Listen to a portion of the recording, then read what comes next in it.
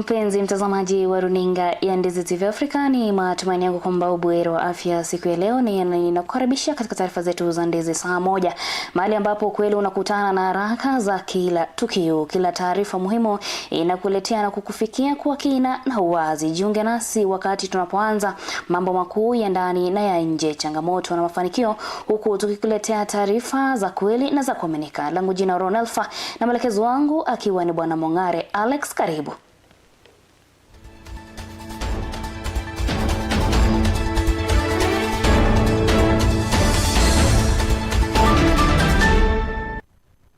Na tukianza ni kwamba Rais William Ruto amekaribisha Waziri Mkuu wa Malaysia Oroo Ibrahim katika ziara rasmi ya nchini Nairobi, akisema kwamba uwepo wake ni uthibitisho wa muungano wa tamaa za Kenya na uzoefu wa Malaysia kwa wakati mwafaka. Rais Ruto aliongeza kuwa nyaraka zilizotiwa saini katika pande zote zinaashiria mwanzo wa ushirikiano mkubwa wa mpana wa kimkakati kwa manufaa ya pande zote mbili. Your presence in Nairobi is a powerful affirmation that Kenya's ambition meets Malaysia's experience at exactly the right moment. As we rise, we draw inspiration from nations like yours that embraced bold ambition over limitation and chose excellence instead of mediocrity.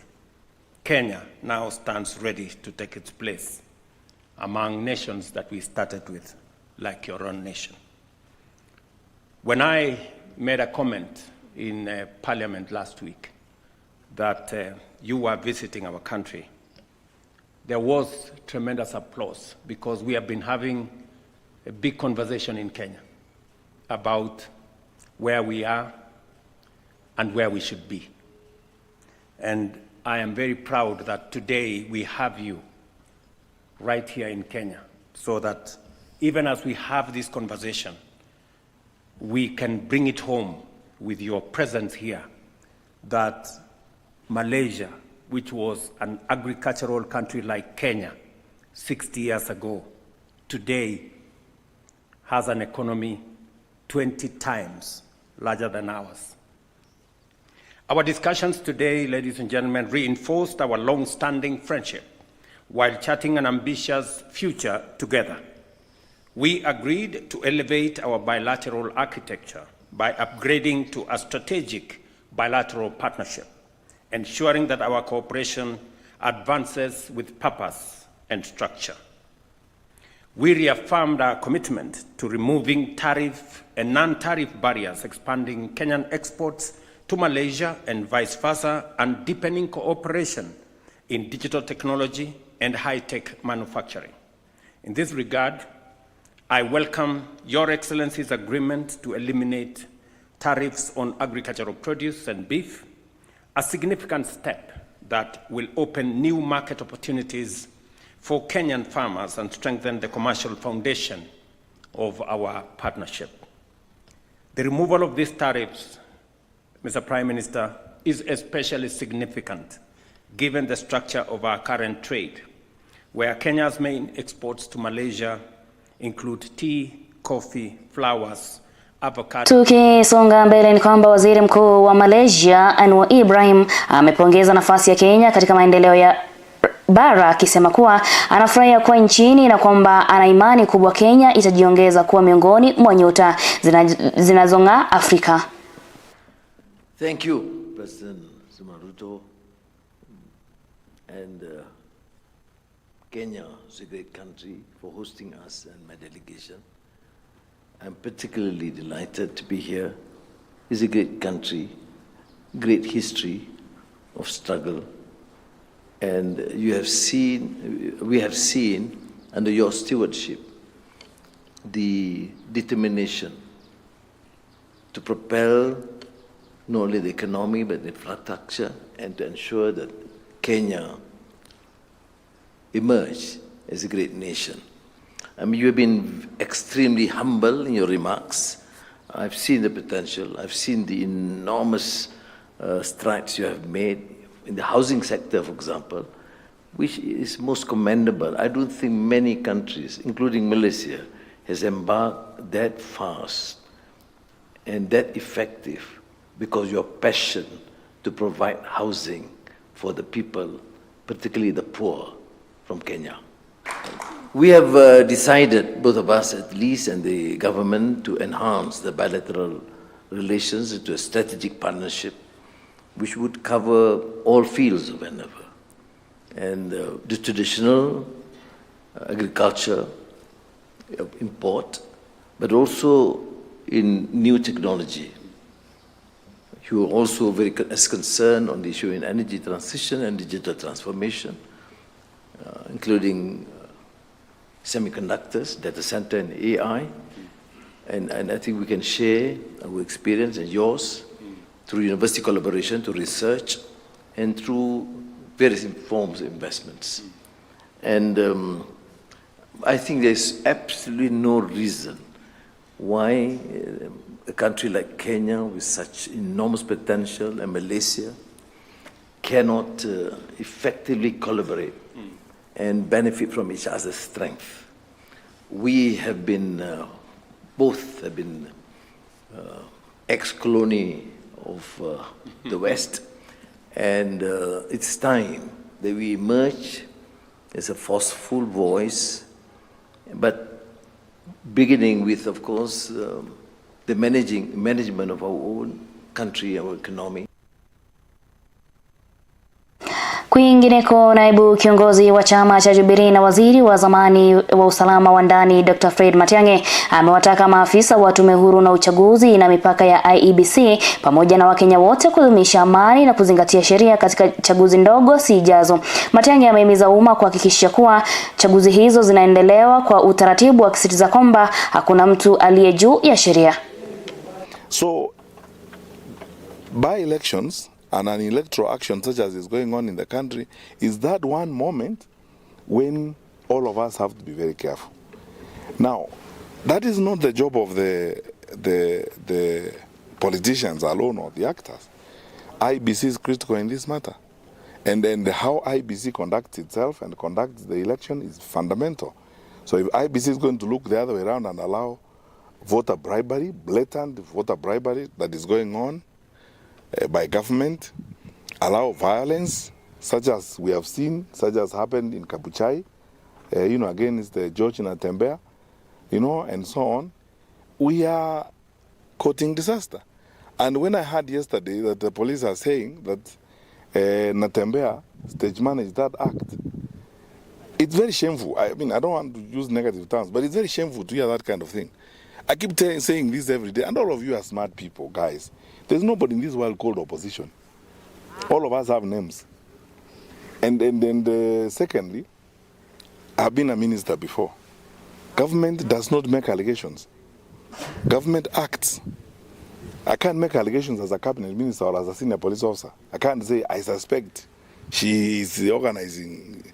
No, I arrest you and take you before a competent court of law and say, my evidence is A, B, C, D. It's upon you to prove that I'm wrong. If indeed the police or government are convinced that what happened in Kabuchai was a stage-managed affair, who has stopped them from arresting those who are involved in that stage-managed affair?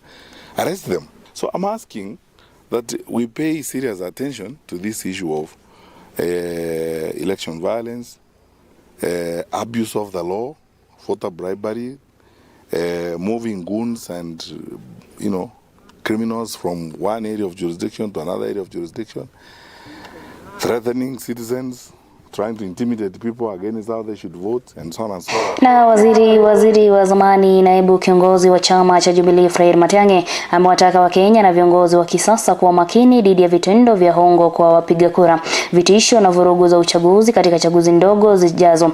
Akizungumza nyumbani kwake Kijauri Nyansiongo katika kaunti ya Nyamira mapema leo, Matiang'i alisisitiza kwamba hakuna mtu aliye juu ya sheria na kwamba kila mtu anapasa kuheshimu. Aidha, alikata idara ya usalama kusimama imara na kutekeleza majukumu yake kitaaluma, akirejea madai yaliyomkabili gavana wa Trans Nzoia George Natembea kuhusu kuandaa na makusudi tukio la shambulizo dhidi ya katika eneo hilo la Kabuchai. I keep going back to this point, and I would like to speak about this very, very cautiously. When things go south, they begin from very small gaps and small violations. where, for example, public officers and so on begin operating as though the law does not apply to them. And then slowly, you discover that you are courting disaster. There's something I'd like to say today here, and then I think I'll take the lines of the fact that I'm now in political participation so I can say it.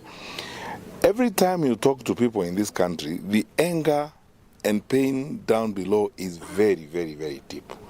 Very deep. People are very, very angry. The population is very angry, very frustrated, and with all these issues, including overtaxation, including some of the taxation measures that we have taken that are punitive, when you look at workers across the country are paying. The pay slip has been raided left, right, and center. So economic challenges are there for sure. Then add to that the unemployment issue. Then add to that we have huge numbers of our young people are unemployed who are out there and so on. If we engage in rhetoric that could inflame passions, we could very easily drive this country into chaos. Very easily. Very, very easily. So that's why I've been making this point everywhere I go. We all have to respect the law. We all have to have responsibility to keeping law and order. And the leaders in government need to know that that is not for those in the opposition alone. It is for them too. Because the moment you start showing that level of discrimination that the law does not apply to others, you have begun the journey of courting disaster, and you have begun, a downward spiral.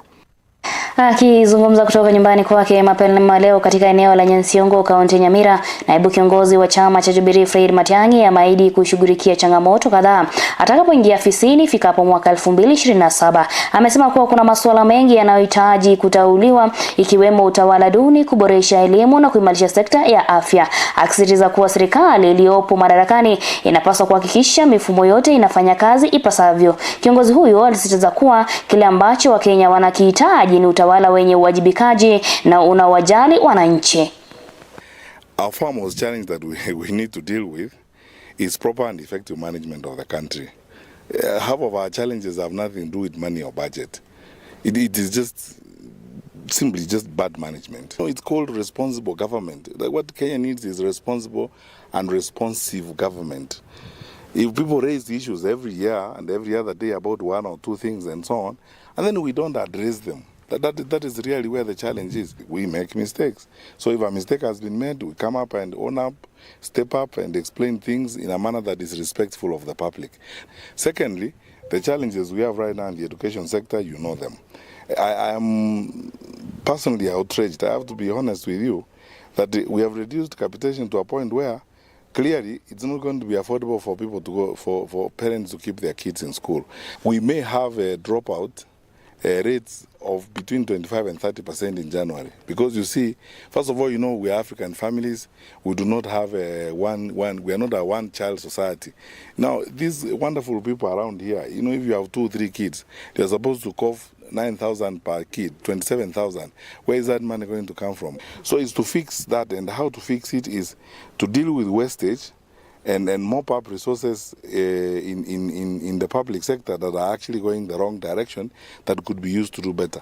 All this money that the government is bribing people around here, taking them to queue and bribing them around about empowerment and so on, all that is money that ought to go to critical sectors of the economy like education and so on. And among as many things I think about, look, this universal health care is what government strives to do. Whether that is going to come through reforms of the National Social Insurance Fund and the work we are doing in the World Bank in that trajectory, or it's going to come through a method, this sharp system, is a matter that needs to be debated. But clearly the approach the government has taken is not working.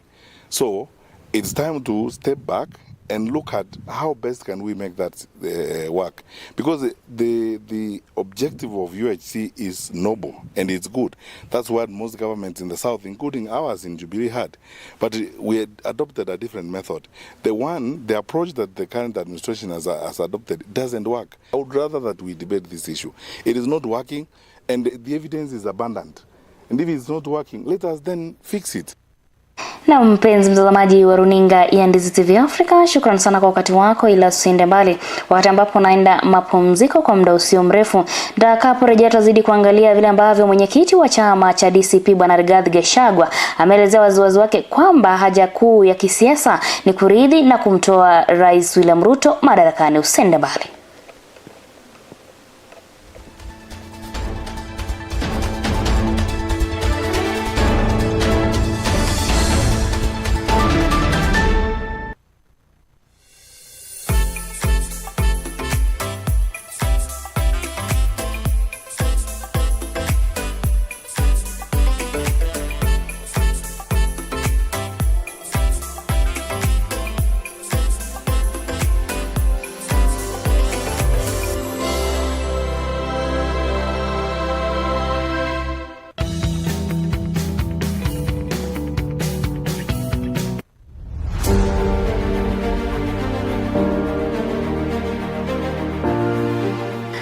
Naam, ni wakati wa kusikiza sauti inayobeba maono, busara na hali halisi ya kisiasa humu nchini. Karibu katika kipindi Sauti ya Uongozi. Hapa tutakuwa tunazungumza na viongozi kujieleza katika hali halisi ya yale ambayo waliahidi kuyafanya, na bila shaka kukupa wewe mtazamaji nafasi ya kuzungumza kama mwananchi wa kawaida kwa yale ambayo waliahidi kuyafanya katika maendeleo humu nchini. But after making the payment, they delete it. Now, what kind of accounting is that? Because you are supposed to maintain the details of whoever you paid, so that the figures can balance. Watu ambao wanafanyiwa sio kwamba ni wale wananchi wote ambao wako pale wanafanyiwa ile funding, ni makundi haswa. Na zile pesa kufika katika makundi ikamfikia mwananchi yule ambaye alikuwa anachangiwa akapata kiasi kidogo cha pesa. Ina maana kule kuzurula, ule msururu wa kuzunguka inakuwa ni kama ni null and void kwa mwananchi, anaiona kwamba analagaiwa. If you graduated in 2016 and somebody graduated in 2020, the 2016 was to be given priority to get that job. But nowadays, members of parliament have taken over. They get the letters, they dish them in funerals, others they sell them to the highest bidder. Kila wiki tutakuletea mahojiano ya kina na viongozi kutoka sekta mbalimbali na jamii kwa ujumla. Je, unajiuliza maswali ni kipi ambacho kinajiri nyuma ya pasia la uongozi? Basi hapa ndipo unapaswa kukaa mkao wa kutazama na kusikiza. Usikose Sauti ya Uongozi kila siku ya Jumamosi kuanzia saa 1 jioni hadi saa 3 jioni ndani ya Ndizi TV Africa, nami Jeff Nyakundi. Sauti ya Uongozi. Tunazungumza, tunajenga, tunabadilika.